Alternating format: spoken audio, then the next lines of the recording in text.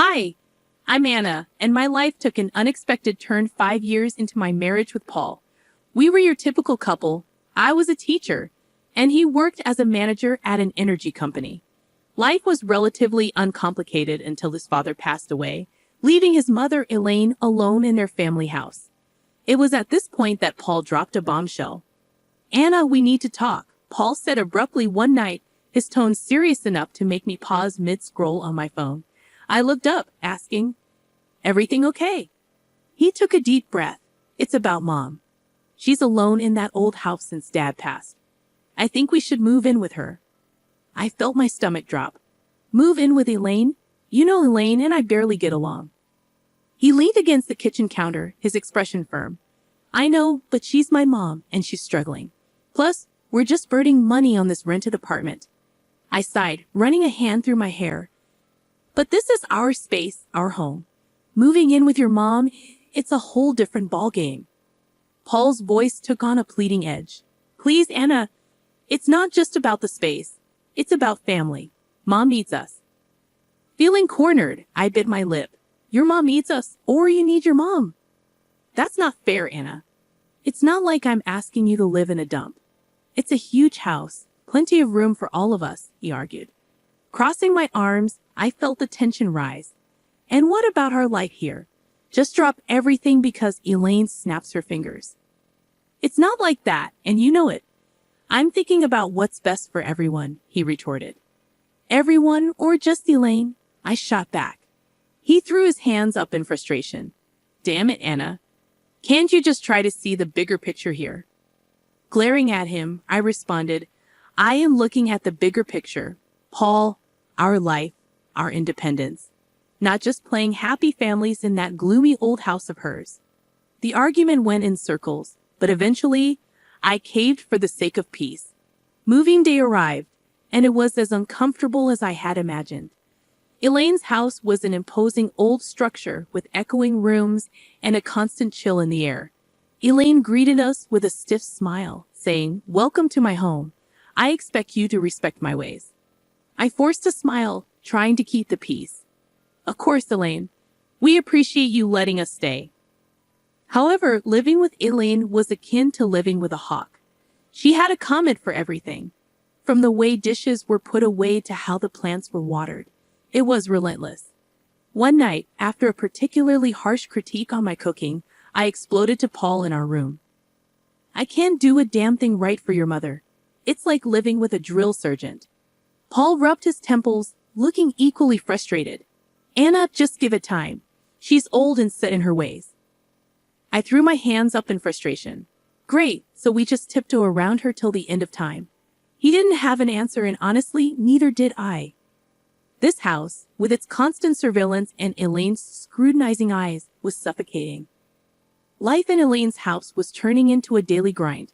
Just when I thought I could handle it, Paul dropped another bombshell. It was a lazy Sunday afternoon, and I was trying to find some peace in the garden when he came out. "Anna, we need to talk," he said. I looked up, feeling a knot in my stomach. "What now, Paul?" He took a deep breath. "I think you should quit your job and stay home. We're spending a fortune on a nurse and housekeeper for Mom. It makes more sense." I stood up, anger rising. "Quit my job, Paul. I love teaching. It's not just about the money." He ran his hand through his hair, his tone getting edgy. "I know, but think about it. It'll make things easier around here." I shook my head, disbelief washing over me. "So what? I just become a full-time maid and nurse? That's not the life I want." Paul's voice rose. "It's not about what we want, Anna. It's about what's practical. My mom needs us." I glared at him. "No, your mom needs you. I didn't sign up to be her caretaker." He shot back, "Well, things change, Anna. We need to adapt."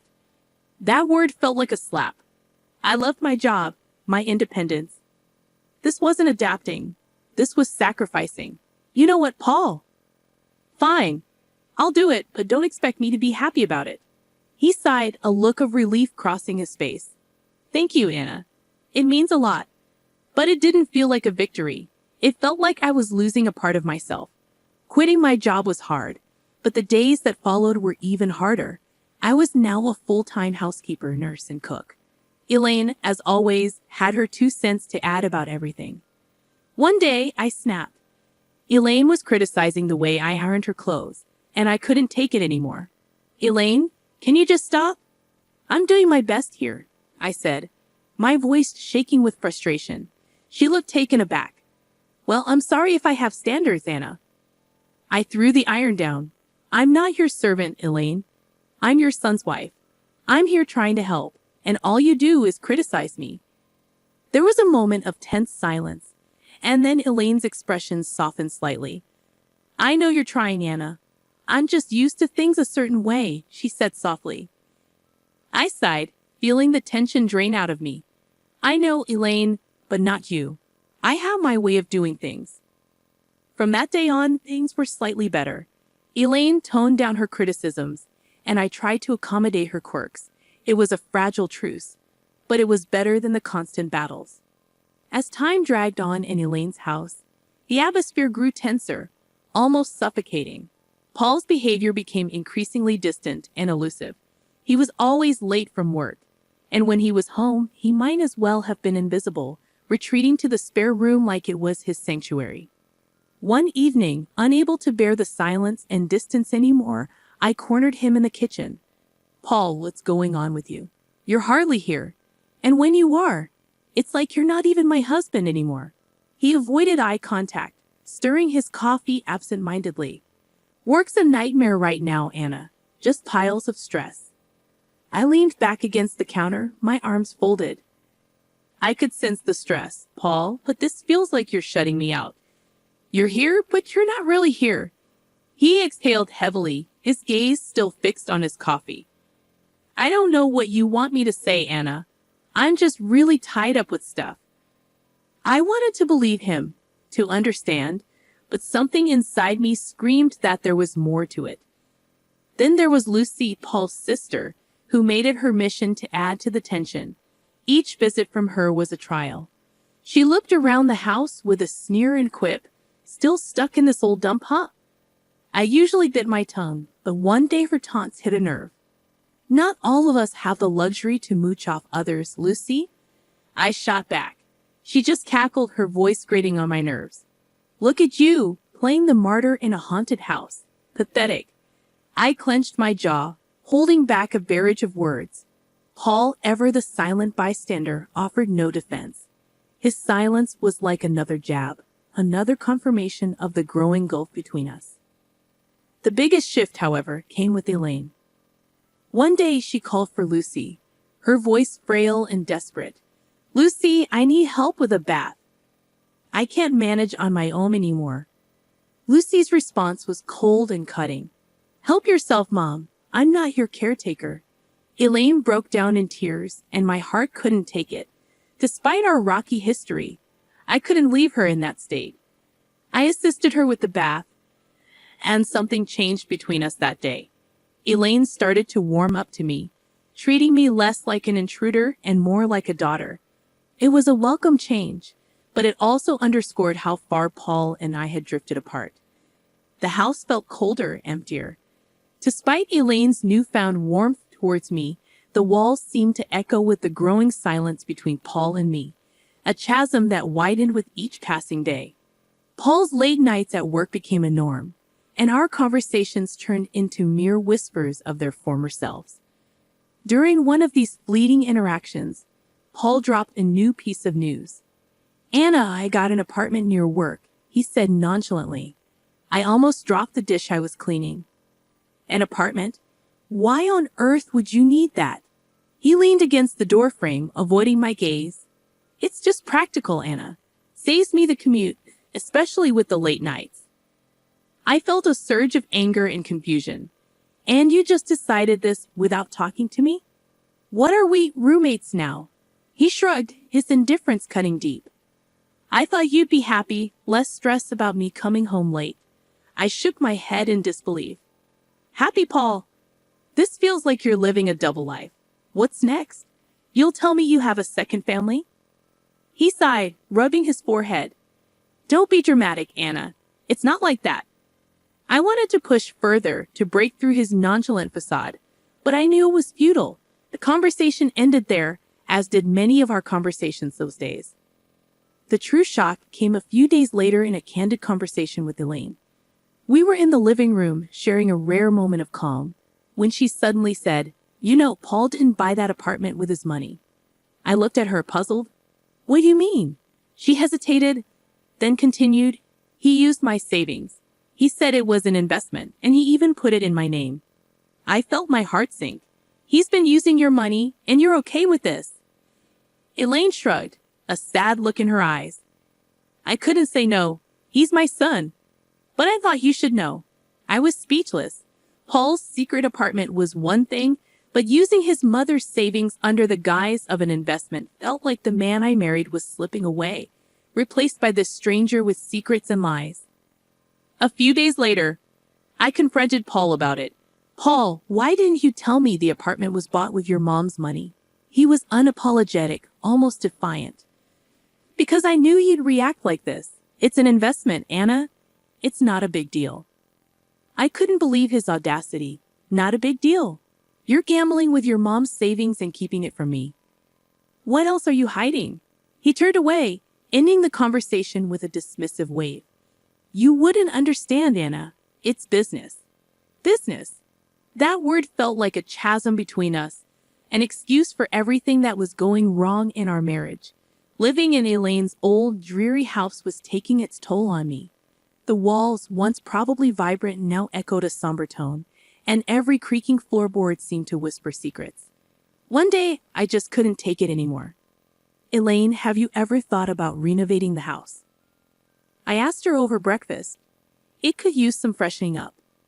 Elaine looked up from her tea, surprised. "Renovate? I haven't thought about it in years. It's such a big task." I nodded, feeling a spark of enthusiasm. "I know, but it could really brighten up the place. Maybe just start with a new coat of paint or some new wallpaper." Elaine considered it for a moment. "Well, I suppose it wouldn't hurt to bring some new life into this old house. But are you sure you're up for it?"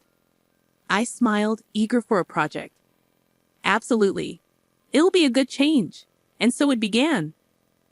I threw myself into the renovation, painting walls, choosing wallpapers, and even attempting to restore some of the old furniture. It was hard work, but it felt good, like I was breathing life back into the house and, in a way, into myself. One day, while I was up to my elbows in paint, Paul walked in. He looked around, his expression one of shock and disbelief. "What the hell, Anna? What are you doing to my mom's house?" I stood up, wiping the sweat from my brow. "I'm renovating, Paul, like I told Elaine. It's time this place got a little love and care." Paul's face reddened. "You had no right to start changing things without asking me. This is my family home, not some DIY project." I felt my temper rise. "Your home?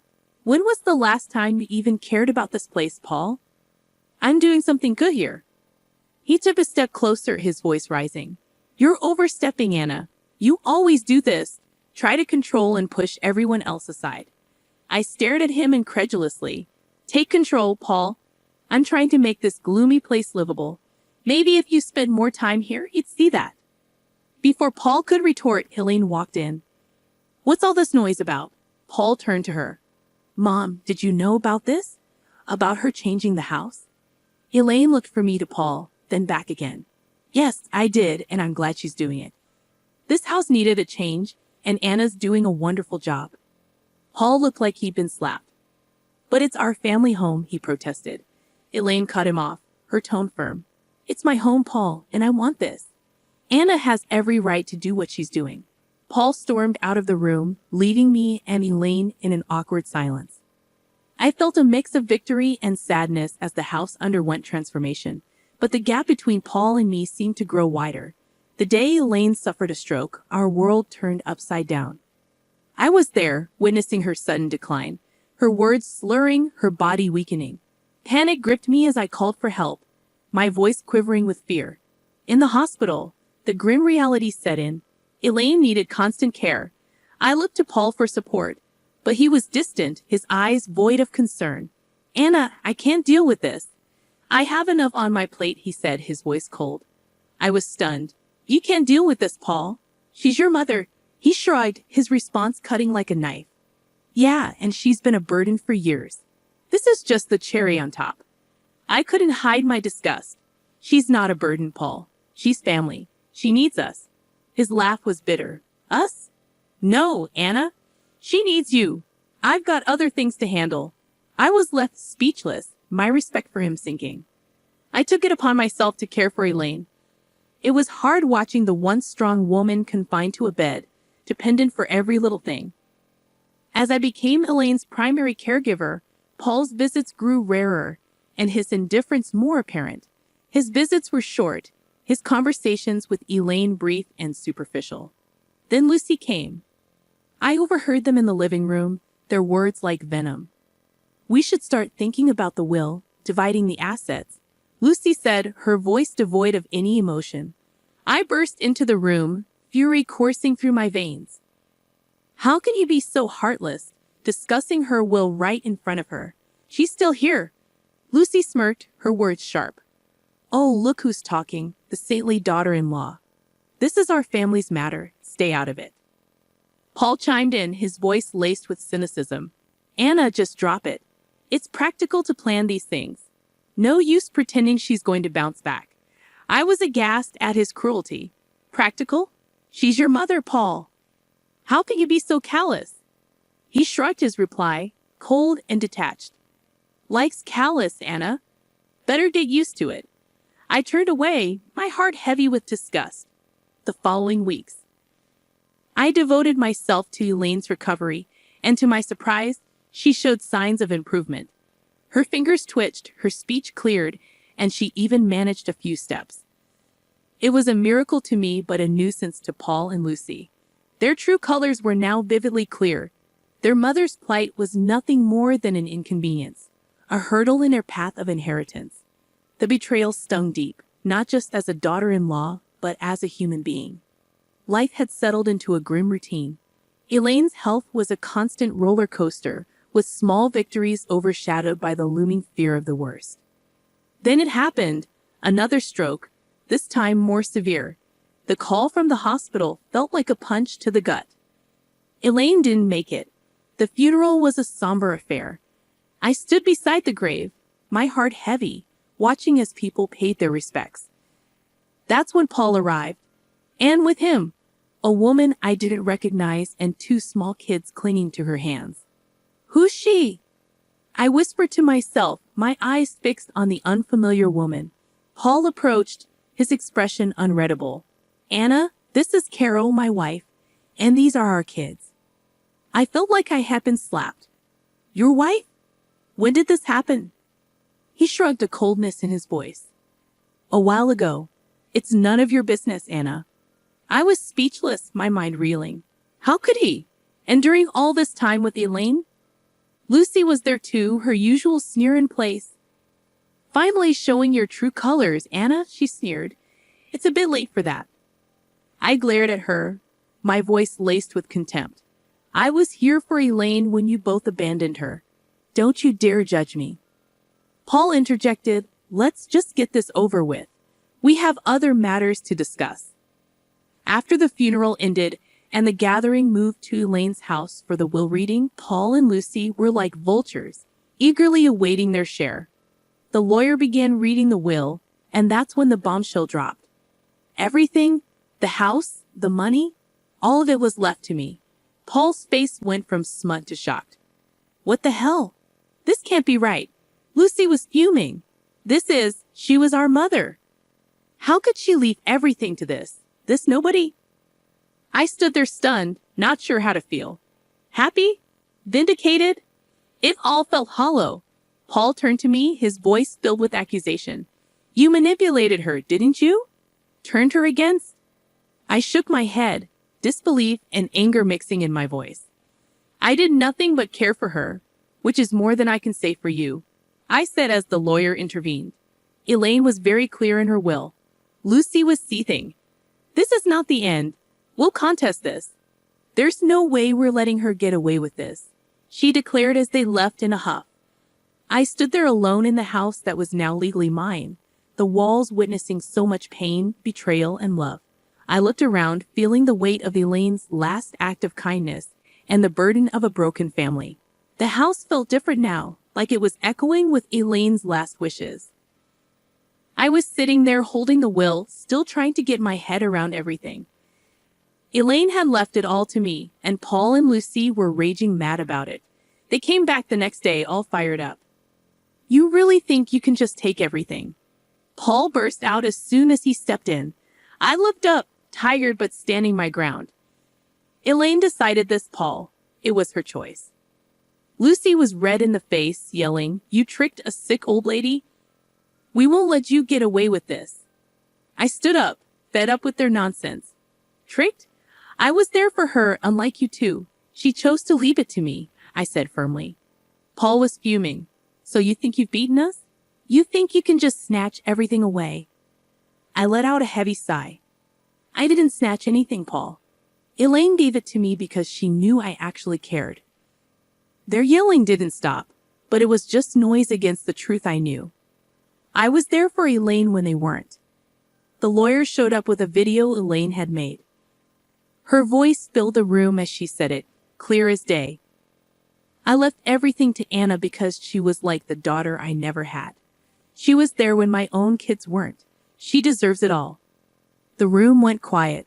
Paul looked like he'd been punched in the gut, and Lucy started crying, finally realizing what they had done. After that, Paul and Lucy left, and all their threats just fell flat. I was alone in the big house, surrounded by the past and thinking about the future. I decided to divorce Paul. It was tough, but it had to be done. He and his new family had to move to a rental place. Lucy had her own mess to deal with. Her debts and bad choices were catching up to her. As for me, I was standing in my new house, feeling sad but also kind of excited. Elaine's will wasn't just about the house and money. It was like she was telling me to be strong and make my own way. I decided to start over, using what Elaine left me to build something new for myself. The house, once a reminder of tough times, was now a place for new beginnings.